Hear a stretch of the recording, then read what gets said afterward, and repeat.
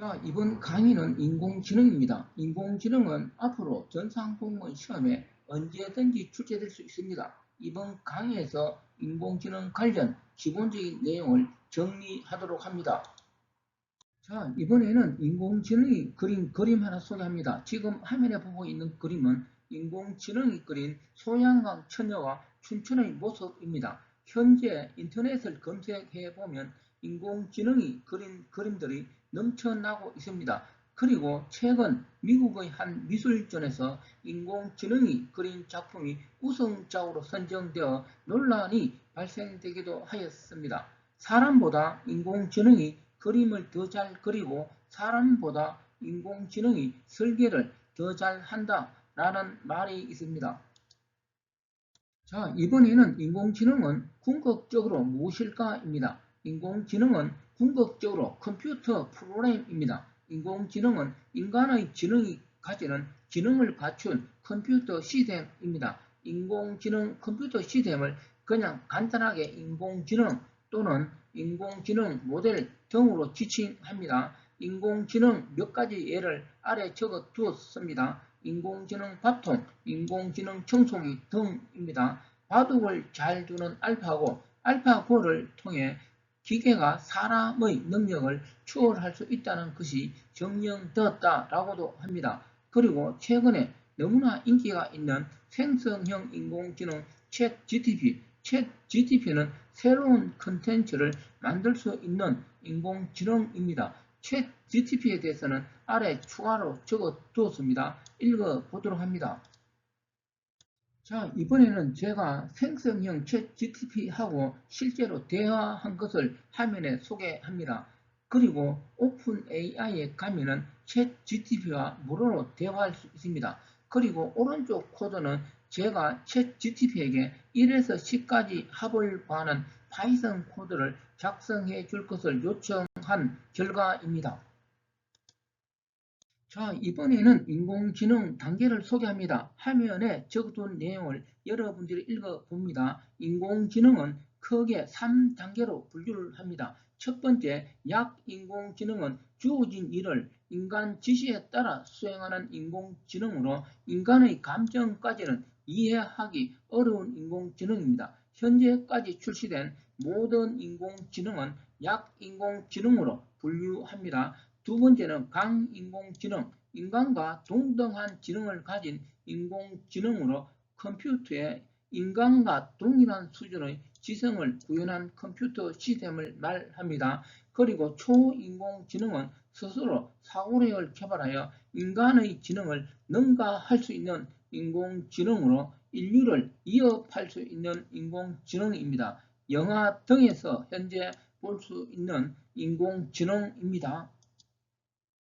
자, 이번에는 기계학습에 대해서 전체적인 내용을 살펴봅니다. 기계학습은 말 그대로 컴퓨터라는 기계를 학습시키는 기술입니다. 사람이 공부하는 방법, 사람이 학습하는 방법이 여러 가지인 것처럼 기계를 학습시키는 방법도 여러 가지가 있습니다. 예를 들면 알파고는 강화학습이라는 기계학습을 통해서 사람보다 바둑을 더 잘 두는 인공지능 모델이 되었습니다. 그리고 기계학습이 시험에 출제되었을 때 등장하는 내용을 아래 적어 두었습니다. 회귀분석, 분류, 군집화, 그리고 지도학습, 자율학습, 강화학습입니다. 자, 이들 내용을 여러분들은 몇 번 꼼꼼하게 읽어보도록 합니다. 제가 뒤에서 하나씩 다시 구체적으로 설명을 합니다. 자, 이번에는 회귀분석 설명합니다. 회귀분석은 통계 자료를 이용하여 예측하는 것입니다. 예를 들면 강수량을 예측한다든지 회사에서 상품 판매량을 예측하는 것입니다. 또 다른 예를 든다면 사람의 키가 180cm고 몸무게가 80kg일 때 그 사람의 허리 둘레는 얼마나 될 것인가, 이런 회귀 분석을 통해서 예측할 수 있습니다. 자, 예를 들어 설명합니다. 공부 시간에 따라 받을 수 있는 시험 점수를 이용하여 회귀 분석을 해봅니다. 주어진 표는 공부 시간, 예를 들어 10시간 공부를 하면 받을 수 있는 시험 점수는 70점, 그리고 30시간을 공부하면 85점, 그리고 35시간을 공부하면 90점을 받을 수 있다라는 것인데 이런 데이터를 이용하여 핵이 분석을 합니다. 자, 주어진 그림에서 핵이 분석 시스템이라고 있는데 이것은 곧 무엇이 될 수 있느냐? 인공지능 모델이 될 수 있습니다. 인공지능 모델에 주어진 데이터를 이용하여 훈련, 교육을 시킵니다. 교육은 한 번 시키는 것이 아니라 계속 반복 훈련 시킵니다. 자, 이렇게 반복 훈련 시키고 나서 질의를 합니다. 그러면 공부 시간이 40시간이면 시험 점수는 얼마나 받을 수 있느냐입니다. 자, 그러면은 주어진 데이터에는 공부 시간 40시간 없습니다. 주어진 데이터를 이용하여 훈련 받고 나서 주어진 데이터에 없는 다른 데이터에 대한 질문을 한 것이죠.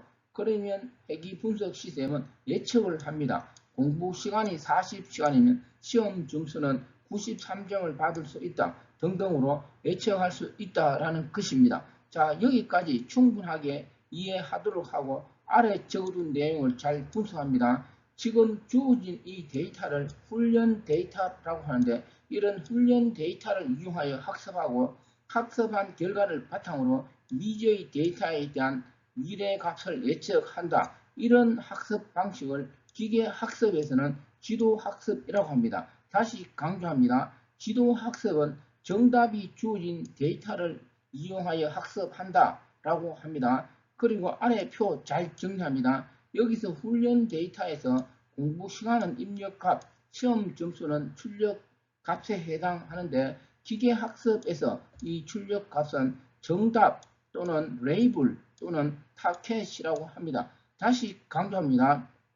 주어진 내용이 기계학습에서 출제될 때는 정답 또는 레이블 또는 타켓이라고 한다. 무엇을 출력값을 잘 머릿속에 넣어 주기 바랍니다. 자, 그러면 기계학습은 무엇이냐? 컴퓨터가 입출력 값을 토대로 어떤 규칙을 찾아가는 것이라고 할 수 있습니다.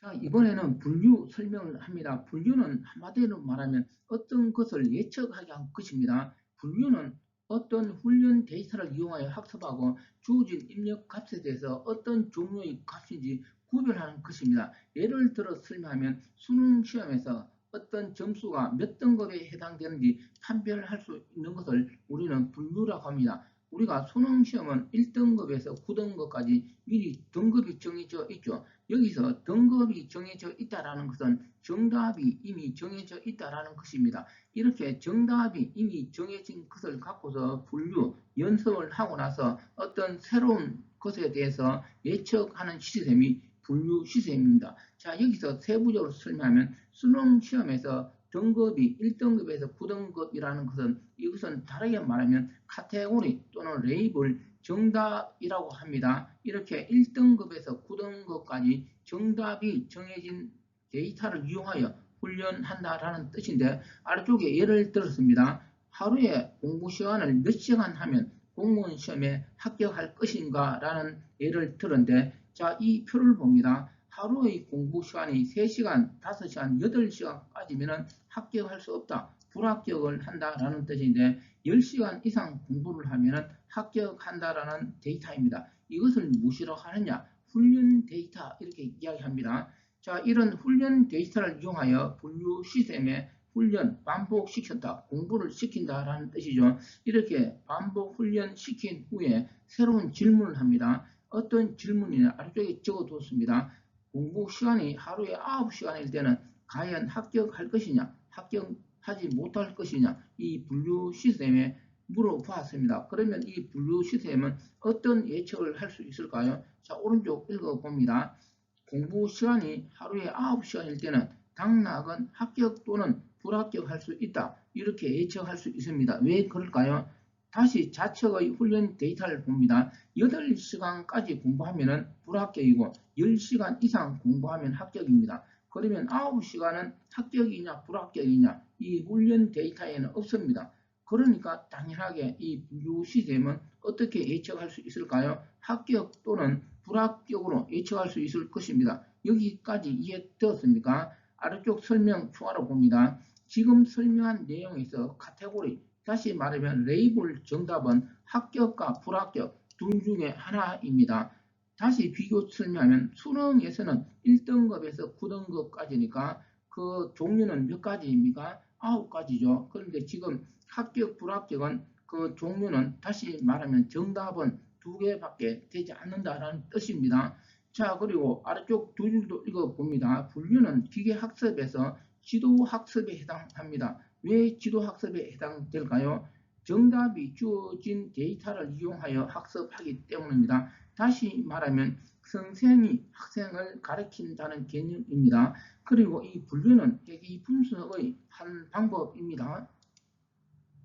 자, 이번에는 회귀 분석과 분류 차이점을 설명합니다. 이런 내용은 컴퓨터 일반 시험에 출제되지는 않겠지만 회귀 분석과 분류를 공부하면 그냥 같은 거기도 한데 무슨 차이가 있을까? 이런 궁금증이 생깁니다. 화면에 정리해 두었습니다. 읽어보면 쉽게 이해될 수 있습니다. 핵심 차이점은 먼저 회귀 분석은 예측 값으로 연속적인 값을 출력합니다. 여기서 연속적인 값은 실수로 표현되는 데이터를 말합니다. 예를 들면 키, 몸무게, 온도, 시간 등이 될 수 있고 분류는 예측 값으로 이산적인 값을 출력합니다.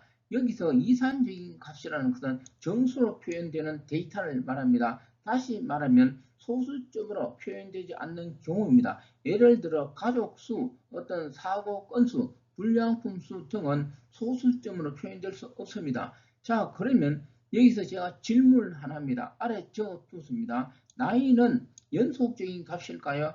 아니면 이산적인 값일까요? 답변을 합니다. 나이는 표현 방법에 따라 다르게 이야기하면 어떻게 수집하느냐에 따라서 연속적인 값이 될 수도 있고 이산적인 값이 될 수도 있습니다.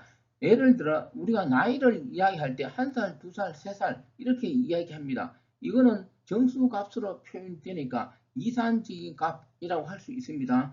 그런데 나이를 1살, 2살, 3살 이렇게 이야기하지 않고 3.5살, 6.4살 이렇게 이야기하면 어떻게 될까요? 소수점으로 표현되는 것입니다.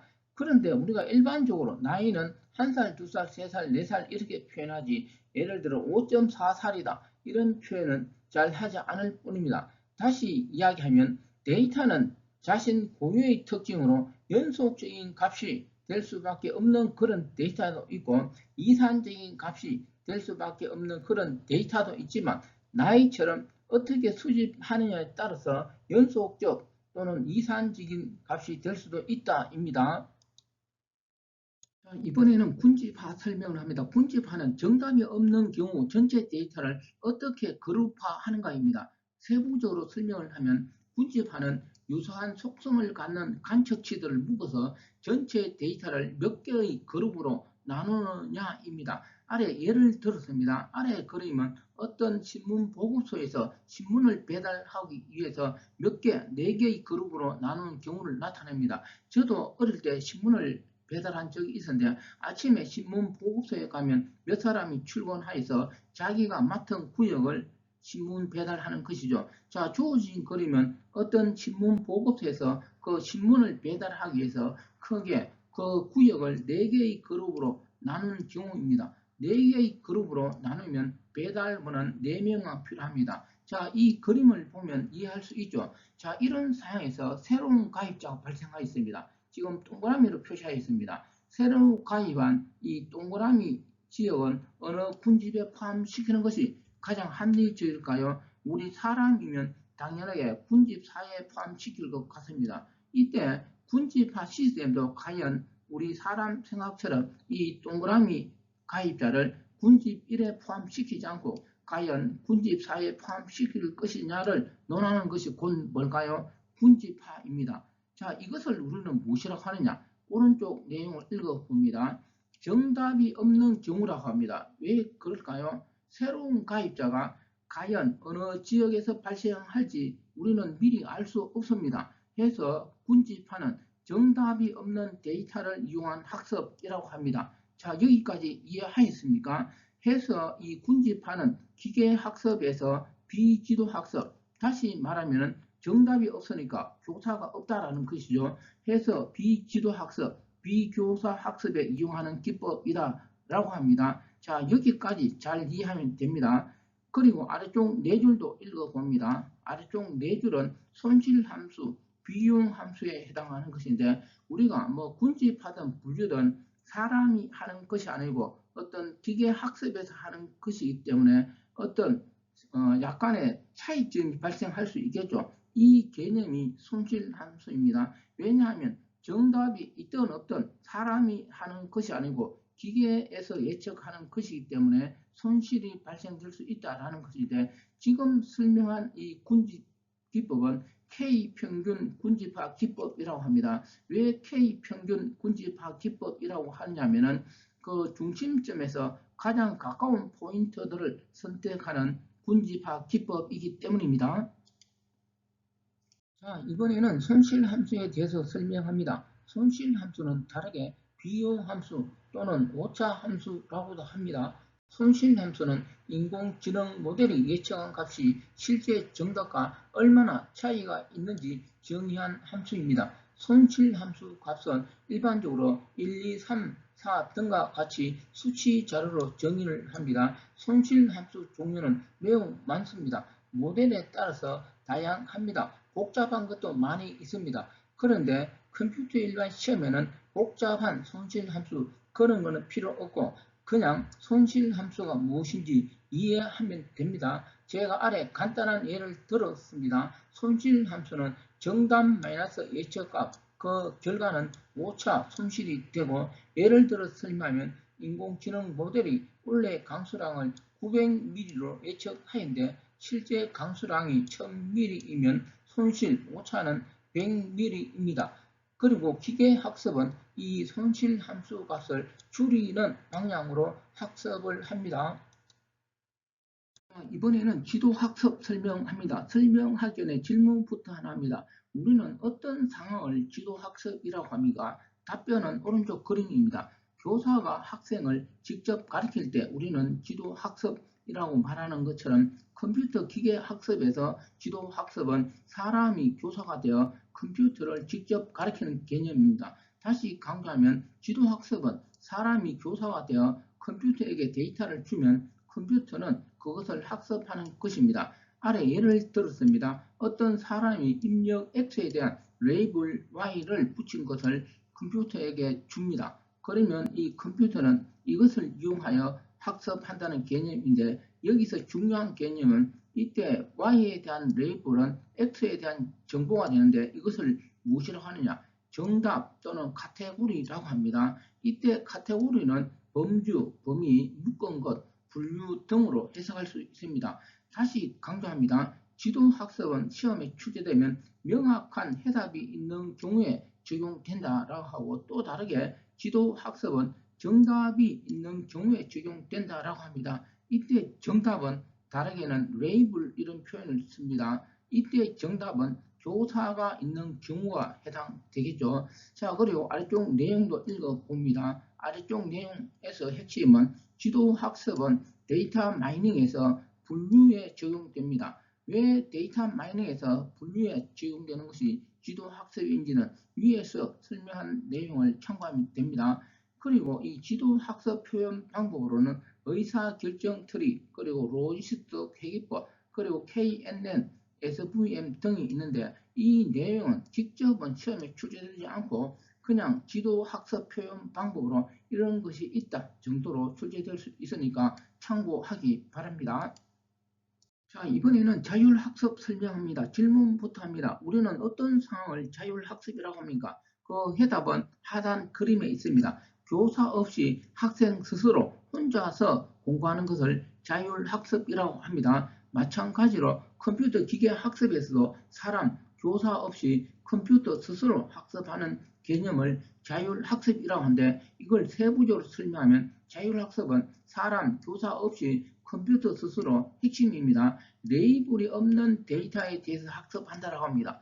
여기서 레이블이 없는 데이터는 정답이 없는 데이터입니다. 잘 정리합니다. 다르게 말하면 교사가 없는 경우에 해당합니다. 해서 자율학습은 비지도학습 또는 무감독학습 또는 비교사 학습 등으로 표현을 합니다. 그리고 아래쪽 내용을 읽어봅니다. 인터넷에 있는 대부분의 데이터는 레이블이 없는 형태, 다르게 말하면 정답이 없는 형태로 존재한다라고 합니다. 자, 예를 들어서 설명하면 우리 사람이 살아가는 것도 대부분 정답은 없습니다. 자, 여러분들 정답을 가지고 살아갑니까? 정답을 갖고서 살아가는 사람은 아무도 없을 것 같습니다. 이거는 다르게 말하면 미래는 알 수 없다라는 뜻이 됩니다. 그리고 아래쪽 내용도 읽어봅니다. 이 자율학습은 통계학에서 군지파와 아주 밀접한 관련이 있습니다.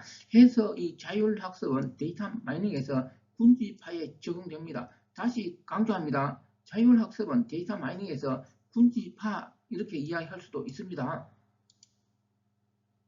자, 이번에는 강화학습 설명합니다. 강화학습은 현재 상태에서 어떤 행동을 취하는 것이 가장 최적인지 학습하는 것으로 원숭이를 훈련시킬 때 말을 잘 들으면 바나나를 하나씩 주는 것처럼 강화학습은 각 행동마다 보상을 주는 방식으로 진행됩니다. 예를 들어 설명하면 알파고는 강화학습을 통해서 바둑을 잘 두었다라고 합니다. 자, 그리고 아래에 적어둔 용어 정리합니다. 인공지능, 기계학습, 심층학습, 심층학습은 영어로 딥러닝입니다. 자, 이들의 포함 관계를 그림으로 나타냈습니다. 그러니까 딥러닝은 기계학습의 하위 분야입니다. 오른쪽에 좀 정리되어 있습니다. 딥러닝은 뒤에서 설명할 퍼셉트론에서 다루는 여러 층을 가진 인공신경망을 사용하는데 여기서 여러 층은 적어도 3층 이상입니다. 자, 이번에는 지금까지 설명한 내용을 요약 정리하였습니다. 화면 내용은 여러분들이 잘 읽어봅니다. 시험에 그대로 출제될 수 있고 화면에 있는 용어를 정확하게 인지하기 바랍니다. 제가 핵심 내용을 다시 한번 이야기한다면 지도학습은 정답을 주고 실시하는 학습으로 회귀분석, 분류 기법을 이용하고 비지도학습은 정답을 주지 않고 학습하는 것으로 군지파 기법을 이용합니다. 강화학습은 현재 상태에서 어떤 행동을 취하는 것이 최적인지 학습합니다. 그리고 문제와 답에 대해서 추가 설명하면 지도학습은 문제와 답이 둘 다 존재하고 비지도학습은 문제는 존재하지만 답은 알아서 찾아가는 것입니다. 강화학습은 문제도 답도 알아서 찾아가는 것입니다. 그리고 아래 활용 분야 적어둔 것은 여러분들이 읽어봅니다. 제가 하나만 설명한다면 DNA 분류는 비지도학습으로 분류할 수 있습니다. 왜 DNA 분류는 지도학습이 아니고 비지도학습에 속하느냐? 항상 돌연변이가 발생될 수 있습니다. 그러니까 DNA 분류는 문제는 존재하지만 답은 존재하지 않는다라는 것입니다. 자, 이번에는 가장 유명한 인공신경망 알고리즘인 퍼셉트론에 대해서 살펴봅니다. 퍼셉트론은 1957년 발표된 것으로 인공신경망의 원조라고 할 수 있습니다. 지금 화면에 보고 있는 그림은 다층 퍼셉트론 구조입니다. 양 끝에 입출력층이 있고 중간에는 노랗게 표시된 여러 개의 언닉층이 있는 구조입니다. 아래 추가로 설명된 것을 읽어봅니다. 먼저 입력층은 너무나 당연하게 훈련 데이터를 받아들이는 층이 되고 끝에 있는 출력층은 너무나 당연하게 결과를 도출하는 층인데 여기서 중요한 것은 출력값은 지도학습에서 말하는 정답, 영어로 말하면 타킷을 의미합니다. 그리고 중간에 있는 언닉층은 한 개만 존재할 수도 있고 여러 개가 존재할 수 있습니다. 한 개만 있는 다층 퍼셉트론은 얕은 신경망이라고 하고 언닉층이 2개 이상인 다층 퍼셉트론은 깊은 신경망이라고 합니다. 그리고 추가로 하나 더 이야기하면 다층이 아니고 단층 퍼셉트론은 노랗게 표시된 중간에 언닉층이 없는 구조입니다. 자, 이번에는 단층 퍼셉트론을 이용한 학습에 대해서 설명합니다. 화면 내용을 여러분들이 먼저 읽어봅니다. 너무나 단순해서 제가 특별하게 설명할 것이 없을 정도입니다. 하지만 제가 핵심 내용을 설명합니다. 먼저 좌측 상단에 보고 있는 입력층, 출력층만 존재하는 단층 퍼셉트론은 가장 간단한 구조의 단층 퍼셉트론입니다. 입력으로 X1, X2 두 개가 존재하고 출력은 Y 하나만 존재하는 경우입니다. 자, 이것을 이용하여 오른쪽에 OR 게이트, AND 게이트, NAND 게이트를 구현하였습니다. 이 내용도 여러분들이 너무나 잘 알지만 제가 OR 게이트만 간단하게 설명한다면 OR 게이트는 두 입력이 모두 0일 때만 그 출력 결과가 0이 되고 나머지는 모두 1이 되는 구조입니다. 이것을 아래 프셉트론을 이용하여 그림으로 나타낸 것입니다. 00, 01, 10, 11 네 가지 그림 구조입니다. 자, 여기까지 설명하면 제가 오른쪽 AND, NAND 게이트는 설명할 필요가 없습니다. 그리고 매우 중요한 것은 아래 두 줄에 적어 두었습니다. 제가 오른쪽에 시험에 출제되는 것으로 표시하였습니다. 단청 퍼셉트론 알고리즘은 X와 연산은 구현할 수 없습니다. 다시 강조합니다. 단청 퍼셉트론은 X와 게이트를 구현할 수 없는 매우 단순한 신경망 알고리즘이었습니다. 아무튼 이 두 줄 내용을 머릿속에 잘 넣어둡니다. 자, 이번에는 단청이 아니고 다청 퍼셉트론을 이용한 학습에 대해서 설명합니다. 역시 화면 내용을 여러분들이 먼저 분석하면 너무나 간단해서 제가 특별하게 추가로 설명할 것은 없습니다. 하지만 제가 핵심 내용을 설명하면 먼저 좌측 상단에 보고 있는 다청 퍼셉트론은 입력청, 출력청 사이에 중간에 언닉청이 하나 있는 가장 간단한 구조의 다청 퍼셉트론입니다. 자, 이것을 이용하여 오른쪽에 게이트를 구현하였습니다. 역시 너무나 잘 알고 있는 내용이지만 제가 아래 그림을 이용하여 설명한다면 먼저 X1과 X2에 00이 입력된 경우입니다. 그러면 OR 게이트 연산을 하면 그 출력은 중간 언닉청에 0이 되고 NAND 게이트 연산을 하게 되면 그 출력 결과는 1이 되는 구조입니다. 이것을 다시 AND 연산을 하면 최종적으로 0이 출력되었다라는 뜻입니다.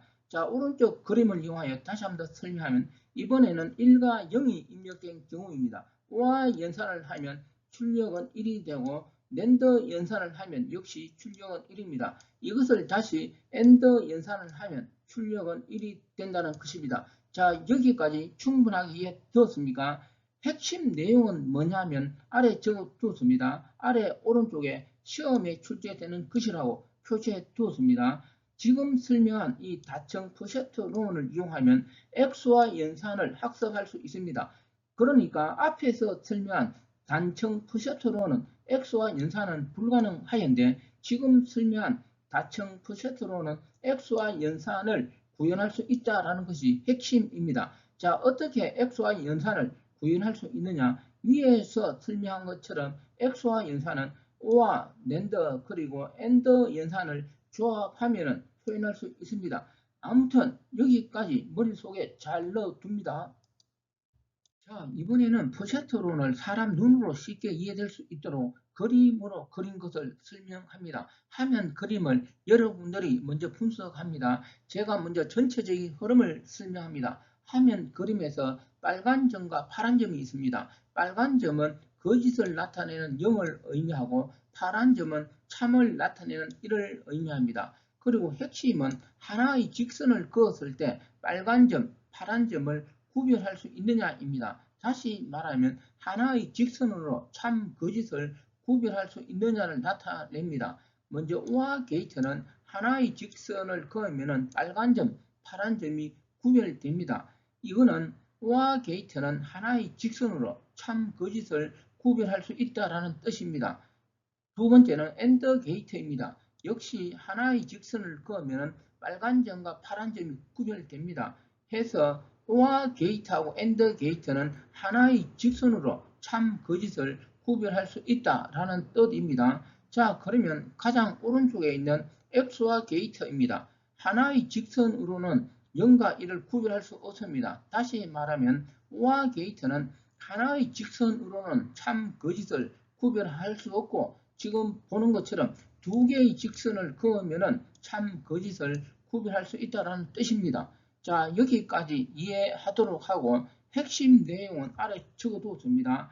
먼저 단청 퍼셉트론은 하나의 직선으로 무언가를 분류하는 것을 제공하고 다청 퍼셉트론은 하나의 직선이 아니고 여러 개의 직선으로 무언가를 분류하는 것을 제공합니다. 그러니까 단층 푸세트로는 앞에서도 강조하였듯이 X와 연산을 분류하는 것은 불가능한데 다층 푸세트로는 X와 연산을 분류하는 것이 가능하다. 이것을 다르게 설명하면 이렇게 이야기합니다. 다층 푸세트로는 X와 연산을 학습할 수 있다라고 합니다. 자, 여기까지 충분하게 이해하셨습니까? 자, 이번에는 프로젝트론에 대해서 좀 더 추가 정리하였습니다. 화면 전체적인 내용은 여러분들이 복습 삼아 읽어봅니다. 제가 핵심 내용 하나만 설명하도록 합니다. 단층 프로젝트론은 앱스와 게이트를 구현할 수 없는 단순한 인공신경망 알고리즘이었습니다. 그 이유는 단층 프로젝트론은 하나의 직선으로 두 영역을 나눌 수 있는 문제에 대해서만 구현 가능하기 때문입니다.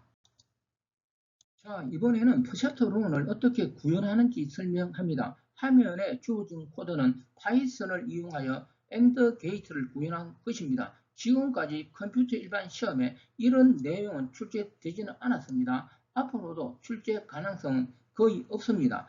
하지만 프셔트론을 공부하고 어떻게 구현하는지 좀 더 이해하기 위해서 간단한 코드를 제공합니다. 주어진 코드를 분석해 봅니다. 먼저 프로젝트론을 구현하기 위해서는 가중치, 인계값 등을 결정해야 합니다. 자, 주어진 코드에서 W1, W2는 가중치가 되고 B는 편향이라고 합니다. 편향은 아래 표에 정리되어 있습니다. 이를 이용하여 리절트 값을 구하게 됩니다. 이 리절트 값에 의해서 이 AND 게이트 함수는 0 또는 1을 반환합니다.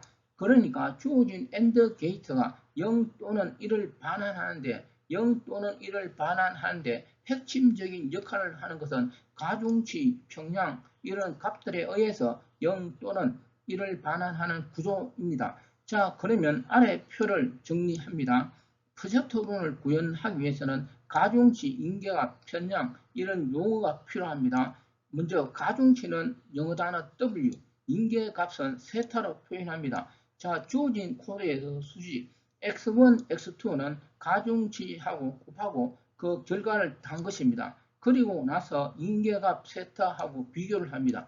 자, 여기서 중요한 것은 새로운 용어가 등장합니다. 우변에 있는 이 세타를 좌변으로 옮기면 세타는 마이너스 세타로 변경이 됩니다. 이때 새로운 용어 마이너스 세타를 편향이라고 합니다. 주어진 코드에서 알파벳 B로 표현되어 있습니다. 자, 이번에는 합성법 신경망에 대해서 설명합니다. 영어 약으로 CNN이라고 합니다. 먼저 질문합니다. 화면에 한글 두 글자를 적어 두었는데 여러분들이 한번 읽어 보도록 합니다. 제가 읽어 봅니다. 첫 번째 글자는 가입니다. 역시 두 번째 글자도 한글 가입니다. 제가 읽은 것처럼 여러분들도 두 글자 모두 가로 인식됩니까? 자, 그러면 여기서 중요한 사실은 뭘까요? 우리 사람이 두 글자를 보았을 때 모두 가로 인식할 수 있는 것처럼 인공지능이 두 글자를 보았을 때 역시 사람처럼 가로 인식할 수 있어야 합니다. 한 글자는 정자고 하나는 필기체, 좀 헷갈려 썼습니다. 그러니까 정자만 가로 인식하고 정자가 아닌 필기체라든지 헷갈려 쓴 글자를 가로 인식할 수 없다면 인공지능으로서 큰 의미가 없을 것입니다. 그러니까 지금 설명하려는 합성법 신경망은 이미지 처리에 탁월한 성능을 보이는 신경망입니다. 이것을 이용하면 인공지능도 지금 화면에 보고 있는 두 글자를 모두 가로 인식할 수 있다라는 것입니다. 자, 나머지 화면 내용은 여러분들이 그냥 읽어보도록 합니다.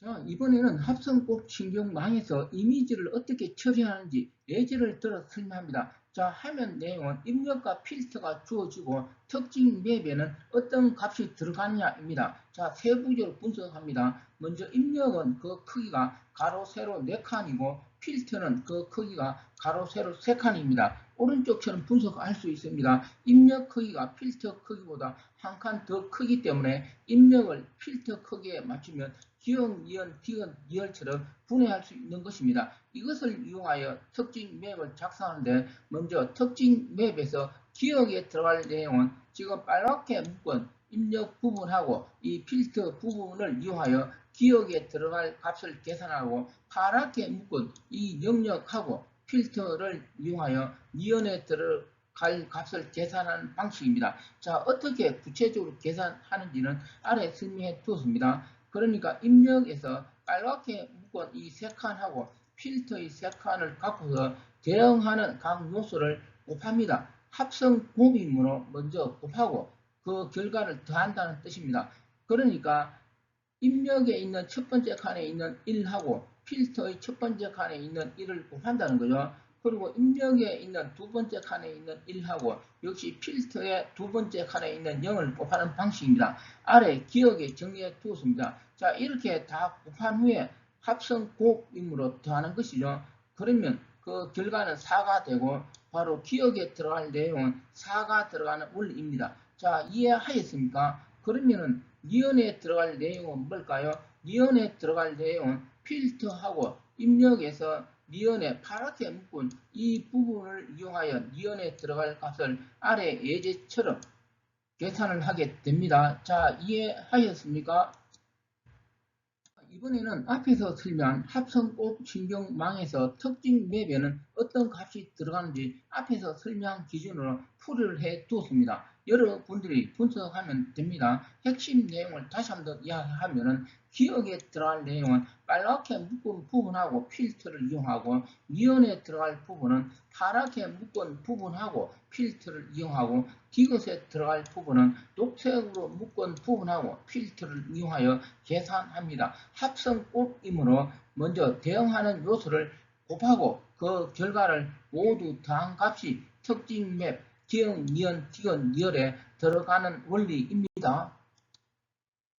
자, 이번에는 인공지능과 보안에 대해서 소개합니다. 인공지능은 보안에 다양한 취약점을 가지고 있는 것으로 알려져 있습니다. 지금 화면에 보고 있는 얼굴은 미국의 마이크로소프트가 발표한 인공지능 채팅봇 테이입니다. 테이는 선 보였다가 16시간 만에 중단했습니다. 왜냐하면 거구성량의 사용자들이 테이에게 욕설, 인종차별, 성차별, 자극적인 정치적 발언 등을 하도록 유도하였습니다. 테이가 갑자기 이상해졌습니다. 욕을 합니다. 해서 어쩔 수 없이 운영을 16시간 만에 중단하였습니다. 자, 이번에는 인공지능 보안 관련 적대적 스티커 설명합니다. 화면 그림을 봅니다. 교통 표지판 스탑이 있는데 이 스탑 표지판에 스티커를 붙였습니다. 간단하게 붙였습니다. 이것을 인공지능에게 물어보았습니다. 인공지능은 정지로 인식하지 않고 속도 제한 시속 45마일로 인식하였습니다. 이거는 곧 교통사고를 유발시킬 수 있다는 것입니다. 이것을 적대적 스티커라고 합니다. 자, 이번엔 인공지능 보안 공격입니다. 첫 번째 해피 공격. 해피 공격은 앞에서 설명한 적대적 스티커 관련 공격입니다. 모루 데이터를 고의로 추가해서 인공지능이 잘못된 판단을 유도하는 공격을 해피 공격이라고 합니다. 자, 두 번째 전도 공격인데 전도 공격은 인공지능에 사용된 학습 데이터를 추출하는 공격을 전도 공격이라고 합니다. 그 다음에 모델 추출 공격인데 모델 추출 공격은 역공학을 이용하여 인공지능 모델을 탈취하는 공격입니다. 새로운 유사한 모델을 생성할 수 있습니다. 자, 그 다음에 중독 공격인데 중독 공격은 앞에서 설명한 채팅봇 테이 관련 내용입니다. 악의적인 데이터를 주입하여 정상적인 서비스가 불가능하도록 만드는 공격을 중독 공격이라고 하는데 다른 말로는 오염 공격이라고도 합니다. 이번 강의는 여기까지입니다.